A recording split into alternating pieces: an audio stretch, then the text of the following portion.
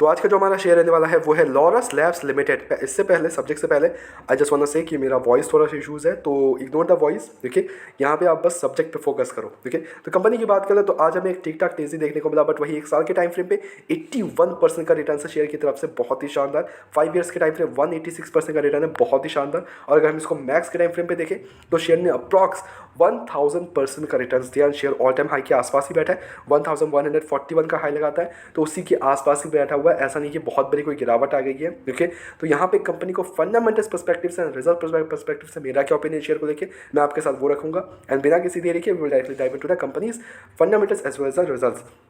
देखो, अब कंपनी की बात कर ले तो कंपनी एक research driven pharmaceutical and biotechnology company है, having a global leadership position in select active pharmaceutical ingredient APIs and including anti retroviral oncology के ड्रग्स एंड एवरीथिंग। ये पूरी जो डिस्क्रिप्शन है कंपनी का, 46% का जो जेनरिक API से पैसा आता है इनका वो है जेनरिक API से। मार्केट कैप 56,000 करोड़ के आसपास का है, बट स्टॉक अभी हाईली ओवर वैल्यूड 66 का चल रहा है। इंडस्ट्री भी 27 के अराउंड है। कंपनी पे डेप्ट अप्रॉक्स 2212 करोड़ का है, डेप्ट इक्विटी 0.46। अब वोन से कि बहुत ज़्यादा कुछ डेप्ट है इसमें, ठीक है। डेप्ट के कारण फेलियर के चांसेस बिल्कुल भी नहीं है कंपनी के पास। यहाँ पे बैलेंस शीट में देखें तो कंपनी के पास अप्रॉक्स 4697 करोड़ के रिजर्व्स पड़े हुए हैं, तो डेप्ट के कारण फेलियर के चांसेस तो बिल्कुल भी नहीं है।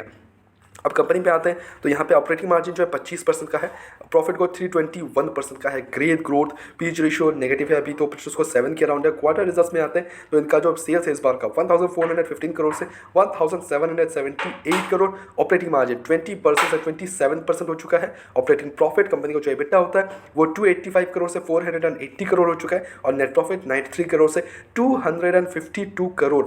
क्रेजी ग्रोथ, लाइक लिटरली बता रहा हूँ, क्रेजी ग्रोथ दिख रहा है कंपनी का, बहुत ही शानदार। कंपनी ने एक अच्छा रिजल्ट प्रेजेंट किया on an year on perspective. पहले भी रिजल्ट देखे जा चुके हैं, पर उसके बाद गिरावट आ गई थी। कंपनी ने वहाँ पे सस्टेन किया, एंड सस्टेन करने फिर से एक अच्छा ग्रोथ देखने को मिल रहा है कंपनी पे। अर्निंग पर शेयर 1.71 से 4.66 का आते हुए देखने को मिल रहा है, तो यहाँ पे भी ग्रोथ है, तो काफ़ी शानदार ग्रोथ है कंपनी का और ईयर ऑन पर्सपेक्टिव से। What we have to check कि नेक्स्ट क्वार्टर भी क्या कंपनी ऐसे ही रिजल्ट प्रेजेंट कर पाती है, वो देखने लायक होगा। इन्वेस्टर्स की बात करें तो 27% की होल्डिंग प्रमोटर्स के, 26% की होल्डिंग FIs की, DIs के पास 12.42, पब्लिक के पास 33.57। तो जो exposure between FIs, DIs, promoters, public, crazy good, okay, crazy good. Now why I'm saying crazy good, because किसी कंपनीज में होते हैं कि चलो FIs है ही नहीं, DIs है ही नहीं, ओके, बट इस कंपनी में फॉरेन इन्वेस्टर्स इंटैक्ट बैठे हैं 26.52। तो वो एक कन्विक्शंस आता है फॉरेन इंस्टीट्यूशंस की तरफ से, DIs अपने म्यूचुअल फंड हाउसेस की तरफ से, तो वो प्योरली यहाँ पे कन्विक्शंस देखने को मिलता है कंपनी पे कि यस इतने लोग यहाँ पे भरोसा किए हुए हैं, तो वाई कांट वी, ये वाली चीज़ें निकल के आती है। But at the same time अगर आप देखोगे तो शेयर काफ़ी ज़्यादा भागा हुआ शेयर है, ओके। तो व्हाट आई वुड से कि अगर आप फ्रेश एंट्री के लिए जा रहे हो तो मैं यहाँ आपको फ्रेश एंट्री के लिए नहीं बताऊँगा, because why am saying this, because मैं कभी भी किसी को भी ऑल टाइम हाई के आसपास फ्रेश एंट्रीज के लिए नहीं बोलता हूँ।